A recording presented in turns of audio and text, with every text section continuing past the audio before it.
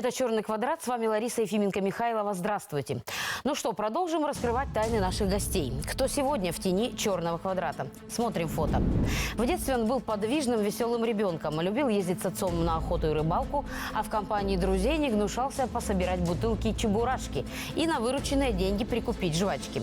Став взрослым, увлекся кулинарией, любит готовить блюда из мяса и рыбы, даже вел кулинарный блог. Но этим его увлечения не ограничиваются. Параллельно занимается ландшафтным садоводством и научными исследованиями. Вообще считает себя абсолютно счастливым человеком. Человеком без мечты. Да, именно так. Ведь, по сути, его мечта уже сбылась. Его работа и есть его мечта. Но иногда и от нее надо отдыхать. Выбор, без сомнения, падает на семью. Непрерывно провести хотя бы неделю в кругу близких – вот чего порой не хватает нашему гостю. Итак, встречайте. Сегодня в студии «Черного квадрата» директор государственного заповедника Хакасский Виктор Непомнящий. Приветствую тебя, Виктор. Добрый день, Лариса. Я даже не буду спрашивать и предлагать тебе общаться друг с другом на «вы». Мы давно знакомы. Я думаю, в общем, так будет нам обоим проще. Ну что, пообщаемся? Пообщаемся. Ну, расскажи мне, пожалуйста, откуда такой подвижный мальчик взялся, откуда он родом, что за семья воспитала такого ребенка? Ну, все очень просто. Уроженец Усть-Абаканского района Республики Хакасия, поэтому я земляк, что называется, родом из Республики Хакасия. Родился в населенном пункте село Весеннее, но недолго мы там прожили, а затем переехали в Абакан, и уже здесь прошла моя вся детство и юность. Что называется. Вот отсюда, видимо, бутылки чебурашки, потому что, думаю, в селе-то весеннем там трудно было где-то их найти. Но это были сложные времена. Вообще, конечно, тяжело было всей стране, но это было определенно. Мы собирались группой и, что называется, современным языком, вкладывали деньги в капитал. Жвачка – это не просто жвачка, это вкладыш, это возможность. Да, припоминаю, собирали вкладыши. Собирали, и я, кстати, был некоторое время даже лидером по количеству вкладышей. Правда, я не азартный человек, и те, кто выигрывал вкладыши, я предпочитал копить. Но, тем не менее, вот... Куркуль такой, да? Куркуль. И по определенным направлениям, до сих пор помню, жевательная резинка «Турбо». Вот я был лидером в своем дворе. Замечательно. Ну, расскажи о своих родителях немного. Кто они, что они, чем Мы занимались? достаточно из простой семьи. Мои родители, они рабочие. К сожалению, достаточно рано меня мама воспитывала одна, они развелись. Ну, мы, конечно, поддерживали связи с папой. Вот. А мама меня воспитывала одна. Они из очень средней семьи, достаточно обычные рабочие. Все последние 30 лет работают на одном и том же месте, поэтому не изменяют себе. Вот. Поэтому, ну, вот здесь очень просто. А как же охота, рыбалка, раз вот ты говоришь, мама воспитывала одна? Или это все-таки те встречи, да, которые ты ждал с нетерпением? Да, конечно. И все первые мои путешествия, что называется, на природе, это были с отцом. Он меня брал на праздник, это открытие охоты, на какие-то сплавы. Это те минуты, которые я проводил с отцом. Вот. А, в общем-то, в большей степени, конечно, был воспитан с мамой. Как учился в школе? Средненько учился. Как? Да, учился. Вот сейчас даже не скажешь. Ну, учился средненько. Были непростые, опять же, времена. Мы помнишь, что и не платили зарплату и учителям, и в целом было безденежье. Я помню, кстати, в те времена бутылки, когда мы собирали, это молодость, я помню, как до сих пор, помнишь, такие, наверное, были талончики на сахар. Я помню, вы давали, на крупу какую-то на крупу, давали. на сахар. Был такой вот период, этот помню. я период застал, конечно, и здесь мама, поскольку, опять же, еще раз повторюсь, воспитывала одна на двух работах, не совсем было, так сказать, там, чтобы заниматься со мной в школе. Мы некоторое время жили в общежитии, и это было достаточно непросто. Вот. Поэтому, ну, в школе я так достаточно средне учился до определенного, так сказать, поры до времени. До какой-то поры до времени. А когда пока не закончил школу и не понял, что все-таки нужно вот что-то делать и свои задачи, цели в жизни менять. Вот у тебя интересный факультет, который ты окончил. Вот расскажи, ты поступил в вуз, как пал выбор на этот факультет? Вот, честно говоря, я пока не буду раскрывать нашим зрителям, да, вот я отдам тебе это право. Но, честно говоря, когда я узнала об этом, я удивилась, потому что для меня, вот и для многих, наверное, моих знакомых, да вообще для многих и большинства этот предмет не считался супер суперсерьезным каким-то и какие-то перспективы с ним связывать в будущем. Ну, по меньшей мере, странно. Вот расскажи, пожалуйста. Ну, вот в тот период исторически самыми модными специальностями и направлениями, конечно, было юридическое и экономическое. И очень достаточно продолжительное время. И после окончания школы у меня появилась мечта поступить в Томский государственный университет. Вот. Но, учитывая, что учился средненько, не отдавал отчет в том, что это не просто сделать, я не поступил. Не поступил, но я очень хотел учиться в Томске, учиться на юрфаке. Вот. Ну и вот год после школы я учился здесь, в Абаканском педагогическом колледже, на юридическом направлении. И как раз вот педагоги педагогического колледжа научили меня учиться. Я впервые, скажем, закончил там первую сессию на все пятерки. То есть, если у меня этого, в принципе, никогда не было. Проснулся интерес к учебе. Они научились, сказали: парень, не все так сложно на самом деле. Рассказали, показали, и как-то...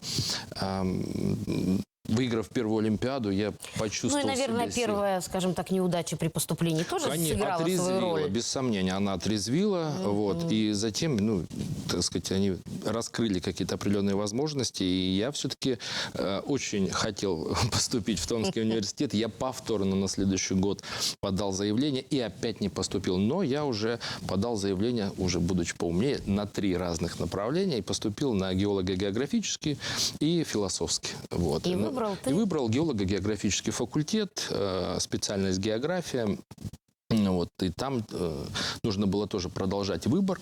Можно было быть преподавателем географии. Очень интересная специальность геоморфолог. Она такая больше к научной среде. И после 2-го курса можно было выбрать такое первое направление. Это вот за Уралом Только зарождалось, да? Туризм, вот география и туризм. И как раз вот 2 года ты должен был доказать, чтобы поступить вот на эту специализацию оценками. Я достаточно успешно первые 2 года отучился, без 4, и был зачислен на специализацию туризм, в географии, туризм, экскурсионное дело. Вот эту кафедру и закончил. Ну вот видишь, как из вроде бы не очень хорошо учащегося мальчика вырос уже такой вполне себе студент. И ты свое образование, между прочим, на вузе не закончил, насколько я понимаю. Да, я продолжил. Какие полярные вообще моменты в жизни у тебя, да? Сначала троечник, а потом бах. Первый курс вот, на геолого-географическом факультете после гуманитариев, после юридического, конечно, мне было тяжеловато. Но здесь вот переформатировался, что называется, и после там 2-3 курса я раскрыл эту специальность. Это когда у нас были, знаете, первые путешествия, практики. Вот какая практика у юриста там в прокуратуре, а какая практика у туриста и географа? Это путешествие. Это было здорово. Это увлекает. Это увлекает, это было здорово. И после 2-го курса мы проехали, у нас была обзорная краеведческая экскурсионная практика. Представляешь, автобус, 20 студентов, и ты путешествуешь по всей Сибири. Алтай, Новосибирск, Хакасия. Но это было здорово. Поэтому, ну и опять же, туризм набирал обороты, люди стали путешествовать больше. Меня это увлекло. И по стране в том числе. Да, и по стране в том числе. И после окончания университета я поступил в аспирантуру и защитил диссертацию как раз по туризму и по воздействию туризма на природные комплексы, скажем вот так. Абсолютно понятно, почему ты здесь, почему ты сейчас директор заповедника Хакасский. Но путь-то как пролегал к этой должности, к этой работе? Оно, понятно, по образованию тоже логично. Но ведь не всем же двери открыты в заповеднике. Вот как так попасть? Ну, я скажу, что моя судьба с заповедником, она связана достаточно давно. Вот, поскольку я достаточно длительное время волонтерил. Вот, ну, в заповеднике, потому и диплом мой был посвящен отчасти заповеднику Хакасскому, и дальнейшая аспирантура, и диссертационные исследования, опять же, отчасти заповедников. И все это время я на волонтерских началах приезжал, исследовал, организовывал практики в заповеднике, помогал различным там проектам, выступал в качестве консультанта. Но это все добровольческая деятельность, скажем так. А работа-то где была? работал в университете, преподавал, затем исполнял обязанности заведующего кафедрой. Вот, и потом в один прекрасный момент меня пригласили на должность заместителя директора по научной работе. Вот я вернуться, что называется, я же не в Абакане был, а в Томске. Вот, и затем меня пригласили сюда вернуться на родину, но уже в должности заместителя директора. И после 2, по-моему, лет заместителем директора по научной работе вот поступило такое предложение возглавить заповедник. И вот уже почти 12 лет как директором. Ну, ты знаешь, глядя на твою деятельность, вот именно в рамках директора заповедника и так далее, я понимаю, что заповедник, ты находка для него, на самом деле. Ты действительно увлекающийся человек этой профессией, на самом деле, да, и судя по тому, что ты делаешь, у тебя много успехов. Поделиться не хотите этим со зрителями нашими? Успехов в работе? В работе, конечно. Ну, на самом деле, очень приятно получать удовлетворение от работы. И вот счастье, оно, наверное, проявляется в том. Счастье – это в успехах работы, это счастье в семье. И в целом, наверное, конечно, это создает такое вот понимание полного счастья. То, что касается работы, конечно, это непростая на самом деле работа. Но многие, наоборот, считают, что это, это прям очень непростая служба. Я пока мы же не госслужащие, да, мы во многом хозяйственники, хотя являемся и государственными инспекторами. И помимо того, что я директор, я главный государственный инспектор. Вот. Это непростая работа. Я не знаю таких специальностей, таких направлений столь многогранных. Это и охрана, это суды, это и научная работа, это экологическое просвещение, это волонтерство, это работа с детьми, это туризм и так далее, и так далее, и так далее. Много направлений. Да, поэтому думать о том, что работа в заповеднике – это очень такая свободная, радостная, не совсем так. Большая часть успешных людей в заповедной системе России, я много путешествую, работаю, это те, кто любят эту профессию.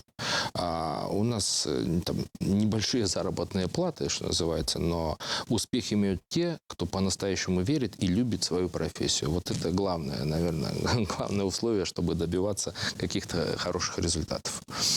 Но на самом деле наши заповедники в Хакасии, они принимают в связи с вашей деятельностью какие-то вполне объективные очертания. То есть если раньше такое ощущение, что это было, где-то это кусок земли, где-то знает кто-то, где его границы, да, то сейчас есть понимание, да, это ваши визит-центры, которые вы строите, которые действительно людей просвещают в этом направлении. Это на самом деле большая заслуга, и это правильно. Хотя, конечно, люди наверняка где-то и возмущаются, да, что сюда ступить нельзя, это все наша земля. Как вы с этим справляетесь? Собственно говоря, скажу так, что эти же визит-центры, они и созданы для того, чтобы людям объяснять, для чего существуют заповедники. Вот сегодня, да, там у нас топовое место, тот же участок Аглахты, он сохранился и благодаря заповедному режиму. И люди, приезжая в заповедник, могут смотреть такую красоту только лишь благодаря заповедному режиму, строгости и определенным ограничениям, но возможность она есть, и все этим прекрасно пользуются. Сегодня в целом сознание людей потихоньку, не очень быстро, но меняется. Меняется на понимание, что необходимо все-таки сохранить. И потом, как говорил наш лидер, президент Владимир Владимирович Путин, невозможно научить любить природу, а, соответственно, и свой родной край. Это элемент патриотизма только лишь по книжкам. Люди должны приехать, посмотреть и оценить. Что называется, пощупать, посмотреть и восхититься. Наша задача с тем, чтобы люди уехали с правильными эмоциями и сознанием. И для этого, собственно говоря, и строятся и визит-центры, экологические тропы. И мы будем двигаться в этом направлении без ущерба для природных комплексов. У нас еще очень большие проекты впереди. Не задать вопрос не могу. Когда твоя мечта по поводу лошади Пржевальского все-таки осуществится?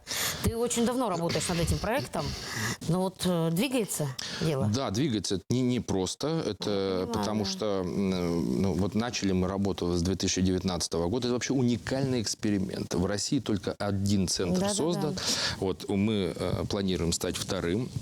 С 2019 года мы прошли часть работы исследовательской, обосновывающей, подготовительной, вошли в национальный проект «Экология». Ну да, не так это просто взять ее, Конечно. привезти, да, выпустить и, пожалуйста. Плюс, знаете, здесь еще есть определенная сложность, потому что нацпроект «Экология» и проект сохранения редких видов, в том числе лошади Пржевальского, он не подразумевает государственного финансирования.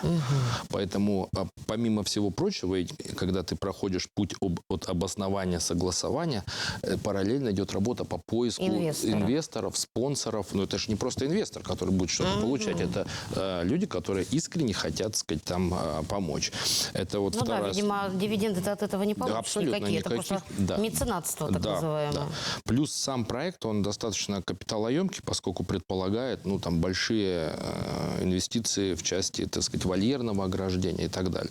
Вот. Но я могу поделиться немножко. Мы с прошлого года уже, скажем так, бумажно-подготовительную работу закончили. Нормативно-правовую работу закончили. Мы внесли изменения в положение. То есть сейчас правовые основания у нас все есть. И уже с прошлого года мы нашли компании, которые согласились нам помогать, и в целом там общественные организации, и приступили к строительству соответствующей инфраструктуры уже. Непростая работа, предполагает полностью ограждение участка. Вот. И на сегодняшний день мы там порядка 600 метров уже ограждения сделали.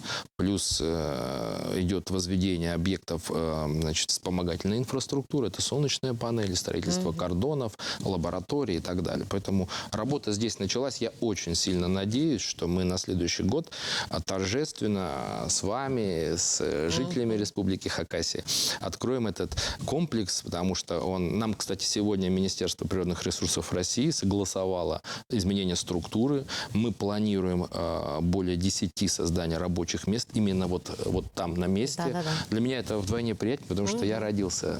Вот я и хотела спросить, где же он будет-то? Да, он будет в Устебаканский район. На родине твоей. Да, это будет на родине, Устебаканский Повезло район. Устебаканскому району.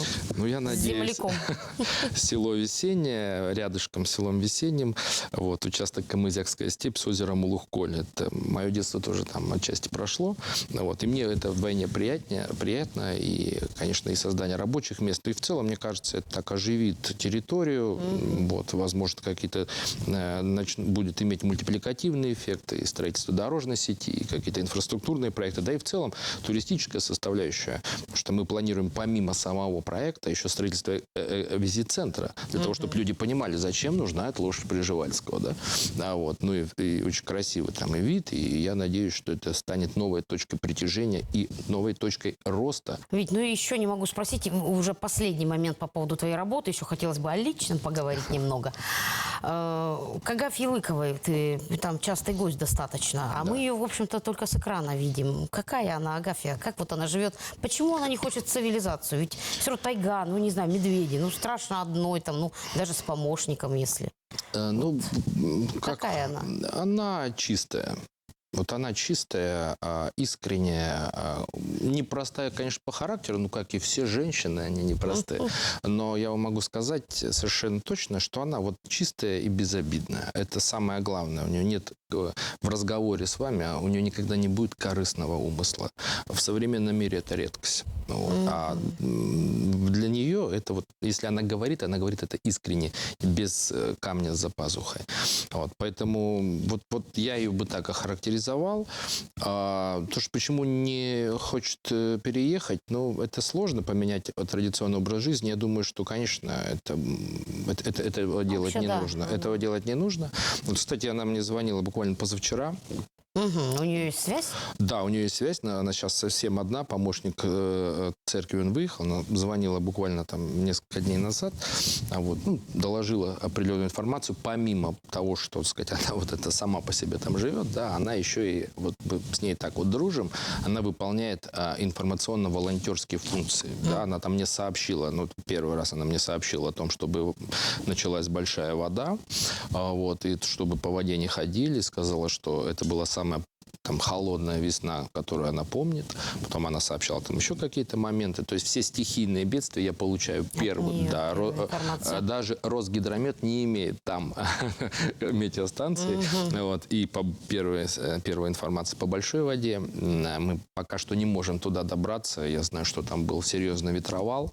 Вот, там завалило тропы определенные, унесло избу ее бывшего значит, соседа Ерофея. То есть наводнение было большое. Но пока что мы туда попасть не можем. Она живет на Яру. Ну, сама она жива-здорова, но вот подтопило и унесло часть объектов инфраструктуры. Ну и опять же сказала, что снег на горах не сошел, идет дождь, да, еще можно ждать. Как ты относишься вот к такому мнению, что вот люди вот там ездят, такие-то деньги стоит доставить ей там продукты, помощь какую-то, а вот ей ездят, строят. Не проще было бы ее перевести, да, и вот зачем такие деньги? Вот обычная пенсионерка. На самом деле народ у нас, конечно, не очень добрый местами, но вот я очень часто такие реплики слышу. Вы знаете, здесь очень просто на самом деле. Ни копейки средств федерального бюджета или регионального, тем более бюджета, на нее не тратится. Это позиция и самой Агафьи Карповны, и церкви. Никто не заставляет ни одного человека туда ехать. Никто абсолютно. И если меценат, волонтер или просто неравнодушный человек приезжает, он это делает сам, его никто не заставляет. Ну а почему вот вам не помочь? Ну вот вы хотите кому-то помочь. Вот эти люди хотят помочь ей. Это на самом деле так. Ну, в конце концов, и вы-то туда летаете по своим делам, конечно, и попутно заезжаете. Да, то есть это не специальный маршрут. Ни копейки средств из федерации или целенаправленной работы нет. Я поняла, что твоя работа, она постоянно в движении в каком-то, в каких-то разъездах и так далее.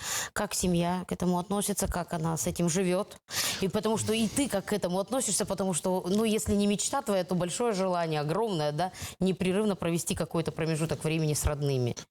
Ну, семья относится с пониманием, за что, конечно, благодарен и супруге. Вот. Это большая работа все-таки, когда папа постоянно в разъездах. Вот. Ну, конечно, хотелось бы проводить время больше с семьей, но не всегда получается. Плюс ко всему, очень много у меня общественной работы, которая предполагает консультации, экспертные какие-то заключения, лекции, там, конференции. Ну, об этом мы поговорили уже частично. Вот. Давай все-таки о семье Поэтому больше. Вот семья относится с пониманием. Это дорогого стоит на самом деле, когда там тебе не устраивают скандал, ну что ж такое-то, когда. Вот, поэтому большую часть, да не большую, абсолютную часть работы по воспитанию, созданию какого-то быта, уюта, конечно, ведет супруга. Вот. Я не хочу сказать, что какие-то номинальные функции выполняю, но тем не менее ты это оцениваешь очень, ценишь точнее, и стараешься в свободное время и в целом отблагодарить свою семью, и успехи детей. Образом?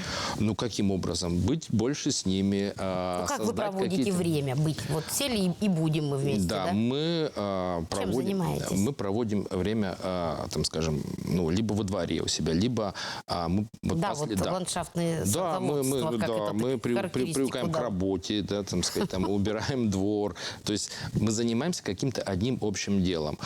Из последнего, когда у нас была возможность, последние крайние у меня выходные были, например, мы поехали на ферму. Вот не на какой-то там агротуризм, а просто на обычную классическую ферму.